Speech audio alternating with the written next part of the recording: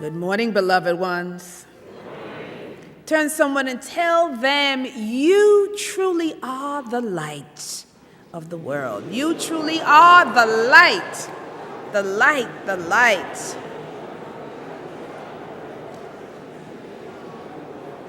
You truly are the light. Yes. I'm always so blessed when I have an opportunity to stand here and to behold your beauty and to see you and to have you see me, and to be together. Thank you. Yes. I tell you, love is a good thing. I love you too. I just read a quote that said something like, love is something, or really, I think it said love is nothing, but to be loved is something. But to be loved by the one whom you love is everything. It's everything. Yeah. So I love you. And to be loved by those whom I love is everything. Everything. Turn to somebody and say, you are everything. You are everything. Woo, you are everything. Yes. And a bag of chips. I'm everything. And a bag of chips. But beloved ones, I really want to begin this morning with some gratitude and some deep thanksgiving. I want to express my heartfelt gratitude for everyone who was responsible for putting together our annual World Day of Prayer activities and events. I understand that the entire day was lovely and beautiful, and that the evening program was very moving, and according to my mother, that the choir was outstanding, and that they were there in full force. She told me about how everybody walked in and how beautiful it was, and that it was really a good thing. And then she said, well, she gets very concerned when, something special like that is, the church isn't packed and filled. And I say, sometimes, we want to be whole, but we forget to take time to be holy. We forget to take time to do those things that actually nourish and feed the spirit, and feed the body, and feed our consciousness. It's good to gather together. It's good to come into a sacred environment where you can touch one another, that we can actually be a touchstone for each other, that you can hear some message that reminds you of who you are, but more importantly, who God is in and through you. So for those folks who took the time to create a very special day, a day of prayer for all of us, I'd like my team, my World Day of Prayer team members to please stand. And I see you, Lori, and I think Eamon's there. And please stand, all of you who were responsible for putting together our World Day of Prayer. Friends, I thank you. I thank you. People work so hard in creating something special for us, so I'd like to acknowledge them.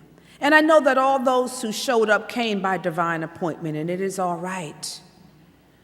I will continue to put forth the energy in creating this sacred space so that whoever comes will enter in and feel that vibration.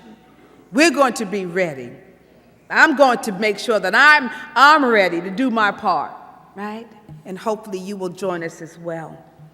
But as some of you know, I had the privilege and the honor of serving as the keynote speaker for the opening of World Day of Prayer at Unity Village. Yeah. And it was really wonderful to be back on those sacred grounds. And as I said in my message to them, to be back in the place where I was birthed as a minister. where all of the teachings and the blessings and my grounding, me getting my footing and my grounding took place there. There were people who nurtured and taught me and molded me and shaped me and gave me the faith and the confidence that, that I could go out into the world and do what was mine to do. So it was good to be back on those grounds. And I so wanted to do a great job. I wanted to bless the opening activities, right, with a powerful keynote.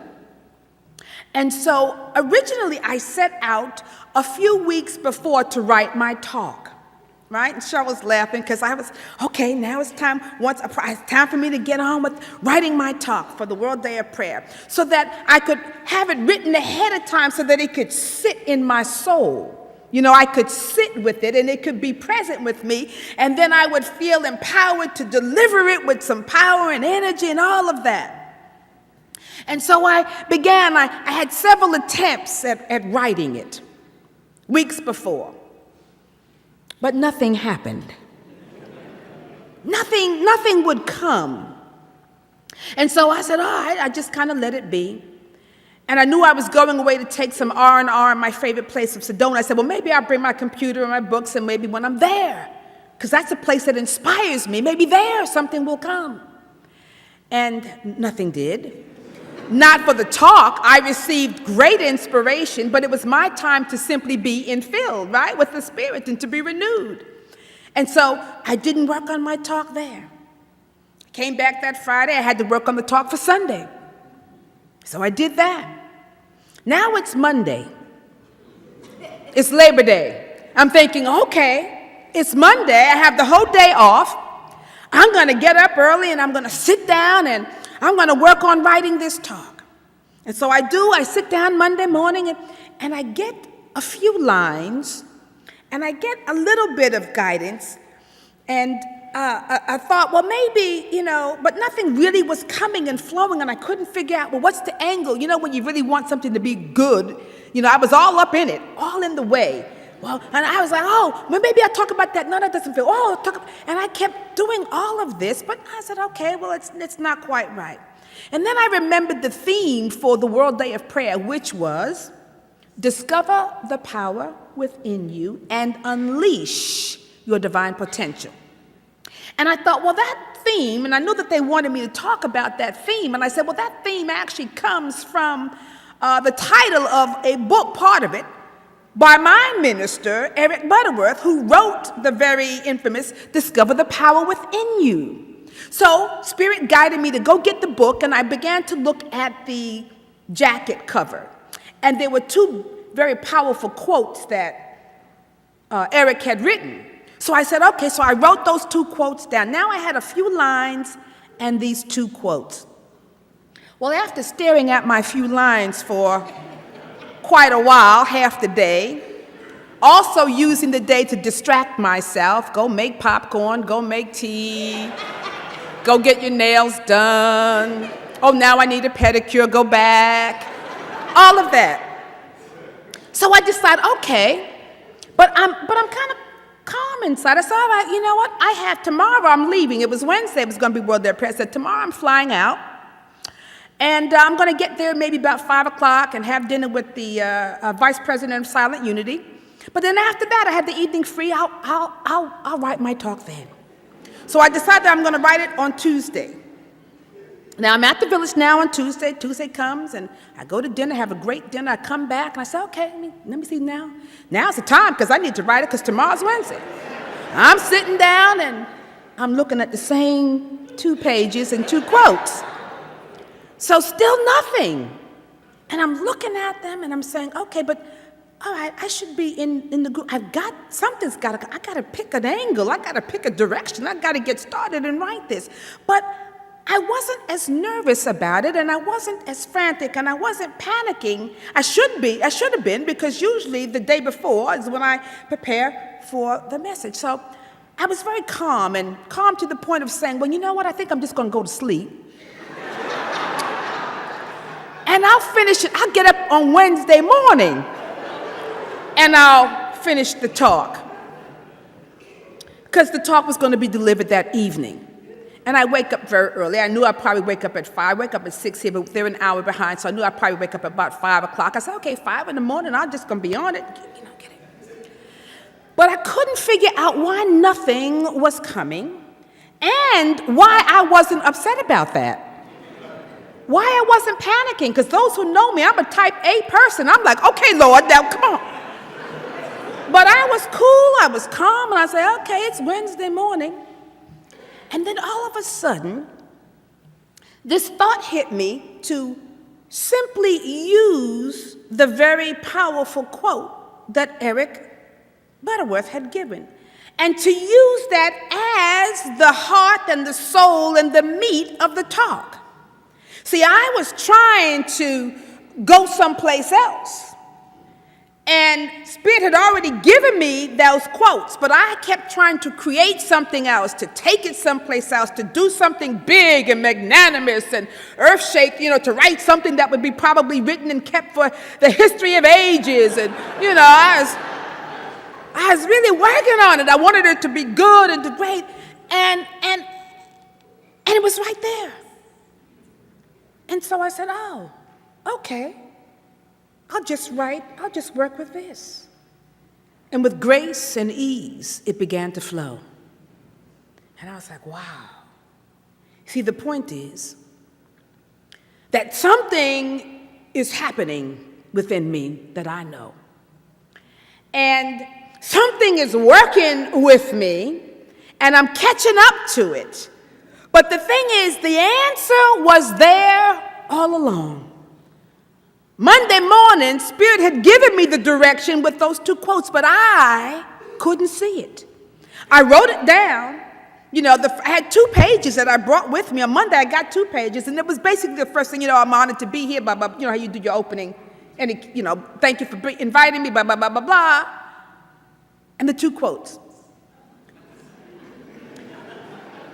But that was my entry.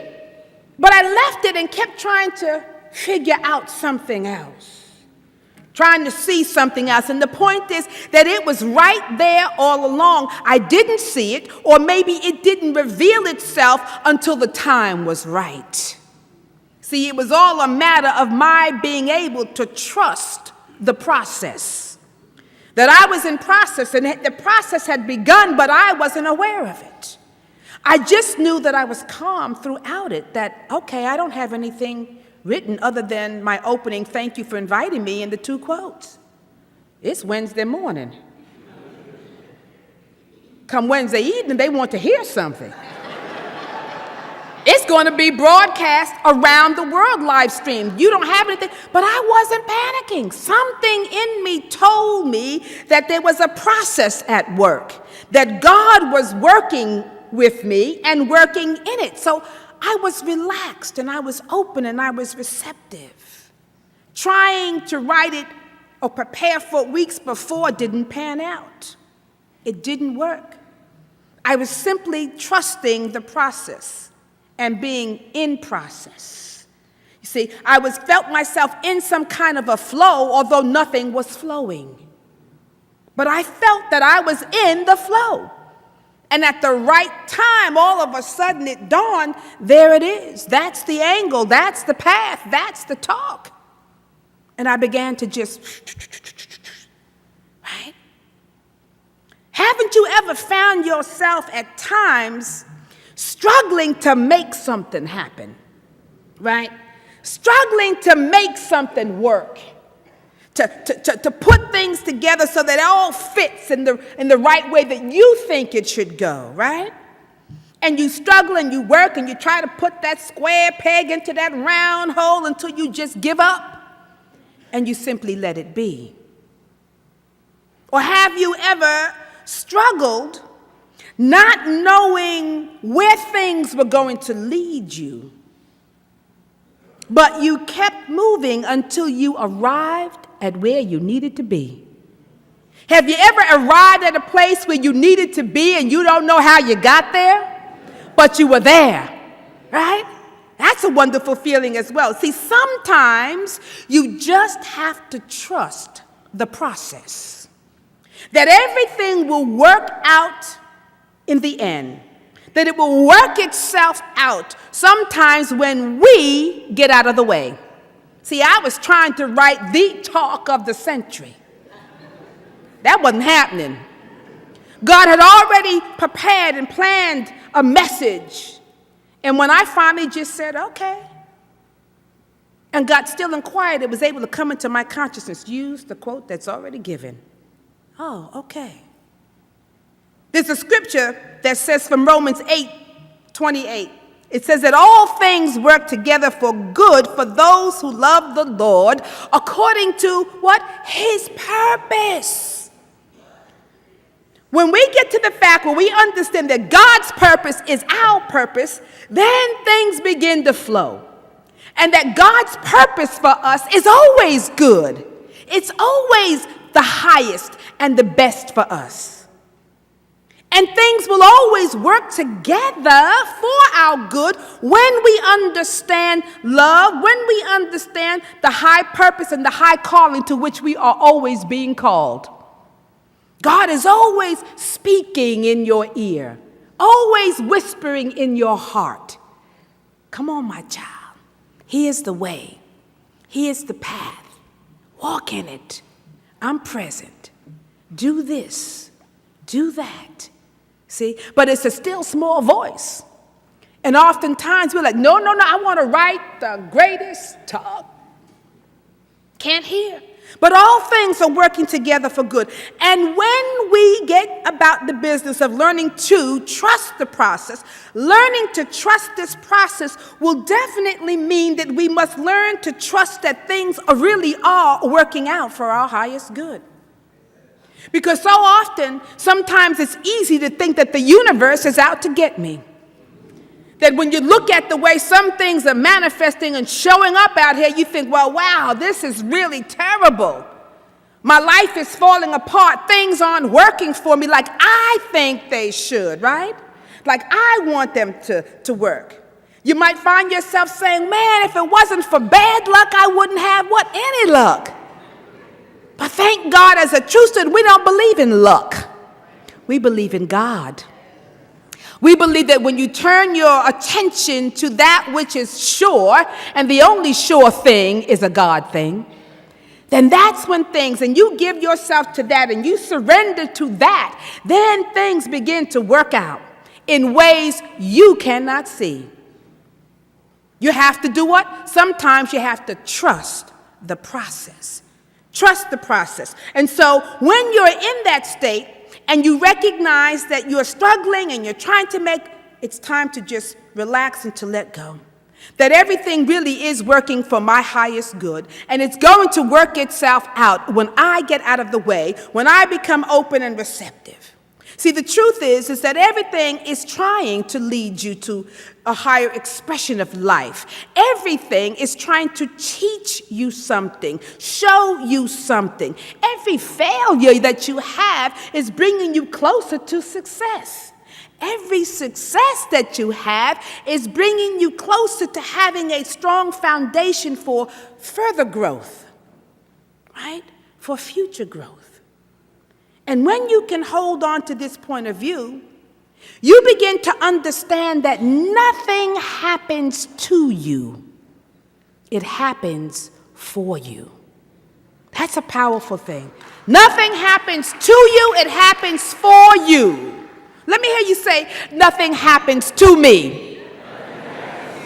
It happens for me.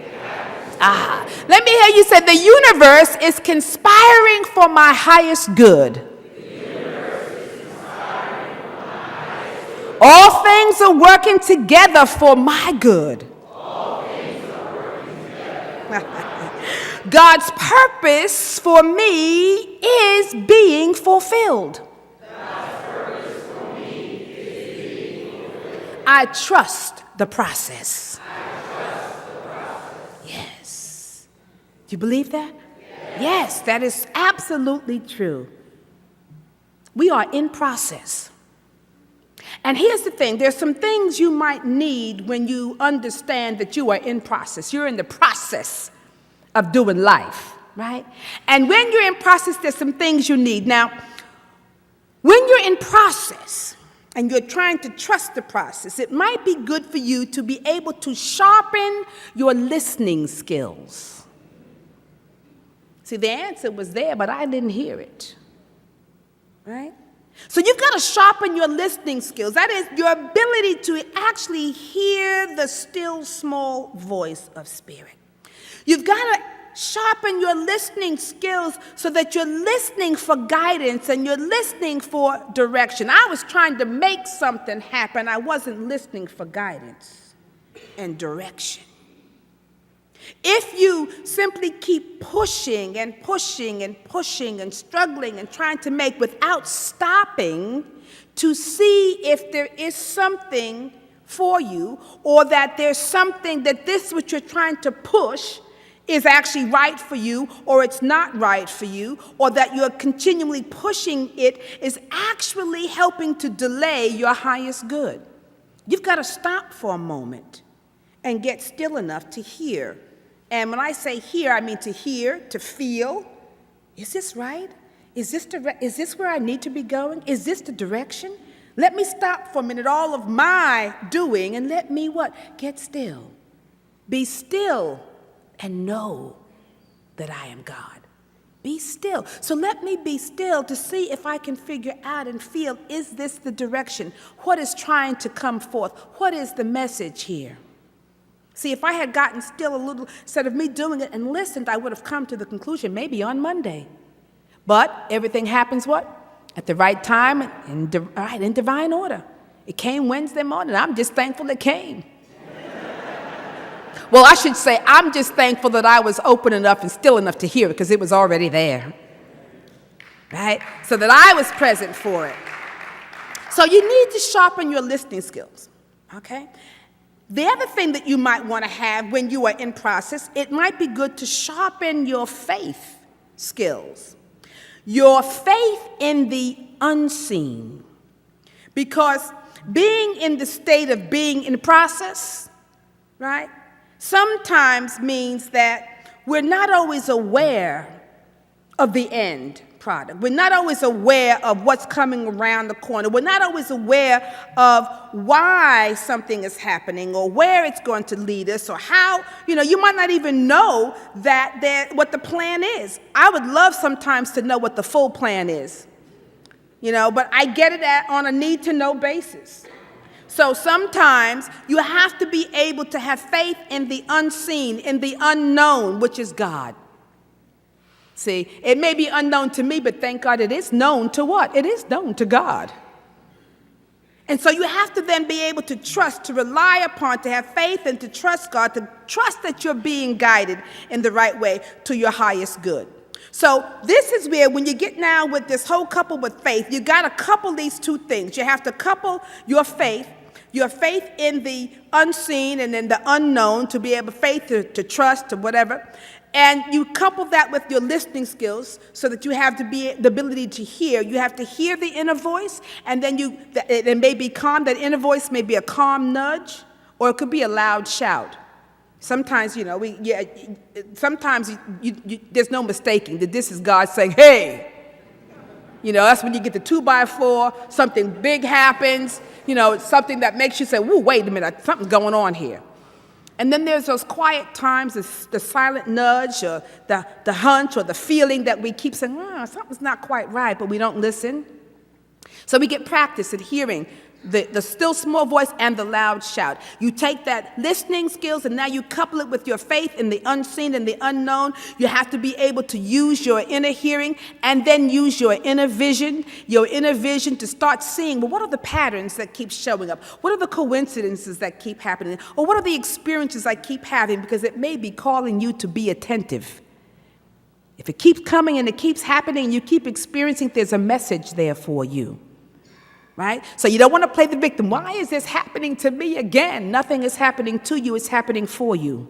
So pay attention and put your inner vision to work, to begin to see, to question. What is this experience telling me, teaching me? Am I being guided at this moment? So you got the inner vision and the inner hearing. Now, you want to add this third quality of when you're in process. This quality is called patience. Because when you don't know what is in store, when you don't know how things will turn out, and when you don't know when things are going to turn around, because sometimes you're like, can we have this situation be resolved right now? Monday would have been nice to have the talk, or can we do it right now? You might not know the what and the how and the when. So you have to be practiced at being patient when you're in process. Waiting with purpose, waiting with faith, waiting with trust. You got to learn how to wait. We all know the scripture, right? They that wait upon the Lord are renewed. Mind, body, spirit, you begin to map, but you got to wait with a purpose. Wait with faith. Now, this is where it gets a little tricky. Because while you are waiting, while you're in process and you're waiting, all sorts of thoughts begin to enter your mind. Could be thoughts of fear, doubt, anxiety, questioning yourself, questioning God, right? Not knowing, quite sure, vain imaginings, imaging this, that, and the other, all kinds of depleting and limiting thoughts. So again, you're going to have to be very attentive when you're in the waiting stage of being in process. You've got to be attentive to what is happening in you and the ability to sharpen those in-process skills of listening and visioning and seeing. Listening and seeing, right? You've got to be, so that you don't confuse yourself with a lot of negative inner dialogue while you're waiting. It's very important. So waiting while maintaining a clear mind takes discipline, because stuff loves to jump in the mind. But being practiced is very powerful. Practice at noticing those limiting thoughts. Noticing this is a thought of doubt, this may be a thought of fear. But when you are noticing that it could be a thought of doubt, fear, anxiety, whatever, this is also important because you have to also make the distinction to note whether these are genuine thoughts of fear or are they thoughts guiding you in a new direction? Is it something trying to get you to move from here to there? So you have to, it takes practice to figure out what's speaking inside your soul. What is the quality of the voice? Is this guidance to stay? Is this guidance to move and to let it go? And you have to be able to figure that out, which is why it is so vitally important that you maintain constant contact with the divine. You have to be very familiar with how God speaks to you. You need to be comfortable and familiar with how God works in your life. God speaks to me oftentimes through books and sayings or whatever because I have a tendency, I love that. So God will give a message. God can speak through people or whatever, or a sign on the truck that's driving by. If you've asked a question and there it is on the truck, whoa. God speak. You got to figure out, how does God communicate with me and how do I communicate with God, so that when it happens, when you are receiving divine guidance and you are receiving directions, you recognize it when it happens. So you have to build a familiar relationship with the divine, a familiar one, not some distant, disconnected God as a concept. Not God as something you come to church to just experience God. When you got up in the morning, that was God. When you took that breath, that was God. While you're brushing your teeth, it's God. Everything. To begin to have that relationship where you are connecting on every level with the divine, that you're starting to see every opportunity as a God opportunity. Every experience is a divine communicating with me, expressing to me, working with me.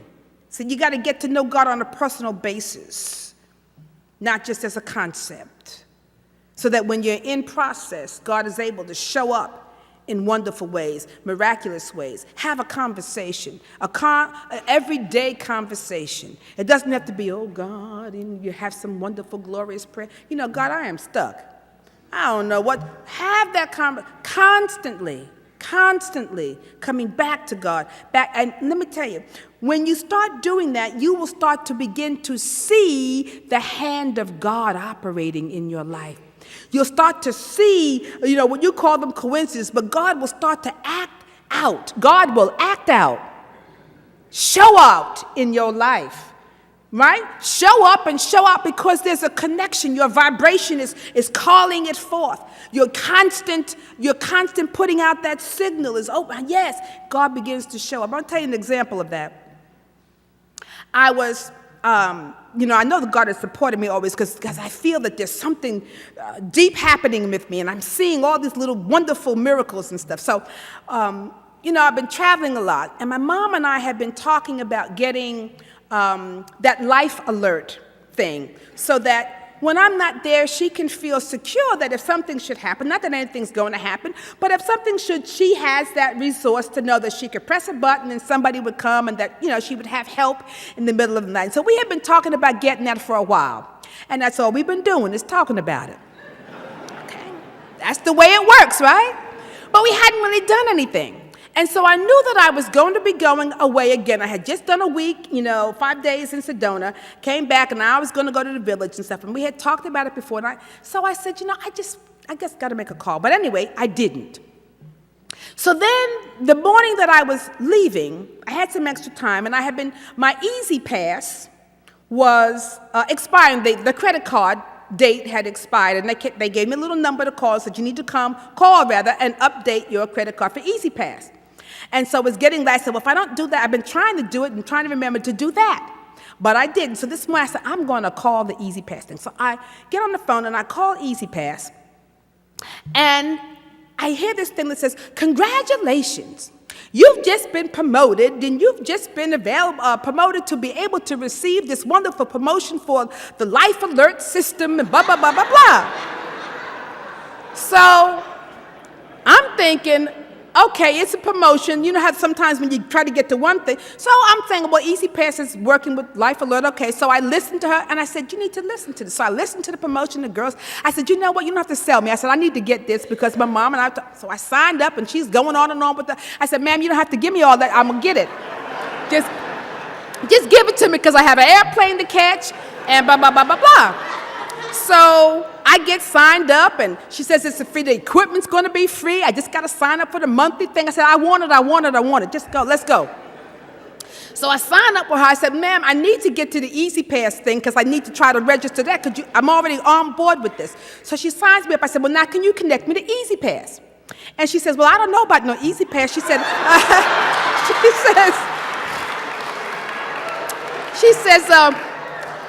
but I can give you a number, maybe you can get to them. So I'm like, this isn't a promotion for Easy Pass, and hit the button. So she gives me the number, and I say, okay, fine, thank you. And I started calling it, and I realized it's the information number. I'm like, what? So I don't have time to call Easy Pass because now my ride is here to take me to the airport. So I go down, I tell my mother, I said, look, I got the Easy Pass thing, and I called, blah, blah, blah, blah, blah. It's going to be coming, look out for the package.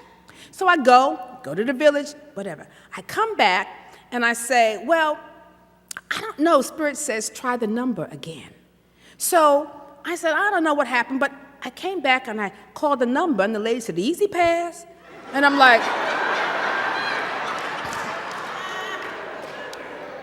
but do you see what happened? See, we're laughing and having a good time, and I had to laugh, but that was God working in my life to demonstrate. See, when you start getting connected, friends, I'm serious. When you start really connecting, and I've been on a deep vibration to really have this inner connection and feeling the presence, miracles upon miracles become ordinary situations. I needed to get that Easy Pass, and it came to the lady, had nothing to do with that Life Alert thing, but there it was. Sign me up. God said, I'm going to get you signed up right now today. When I called back, and Easy Pass? I'm like, what? And I got the Easy Pass card taken care of.